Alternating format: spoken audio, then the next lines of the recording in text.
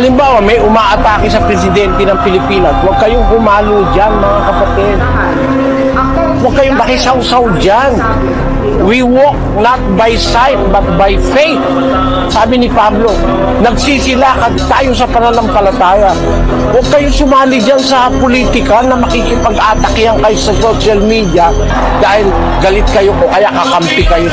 Maging ano tayo, sabi ni Pablo, lahat ng tao makipagpayapaan tayo. Huwag kayong pag-away na hindi mo naman kilalang personal at na magagalit. Ang dapat mo ang gawin ipanalangin mo pa yun Ipanalangin nyo lahat ng tao, yung mga nasa matataas na kalagayan, ang mga hari, ipanalangin nyo, sabi ni San Pablo. Wala naman siyang ginawang kasamaan sa'yo. Kahit naman siya sinisiraan ng iba, hindi naman sa'yo gumawa ng kasamaan. Ba't ka pakikipag-away sa kanya? Bawal sa atin yan, mga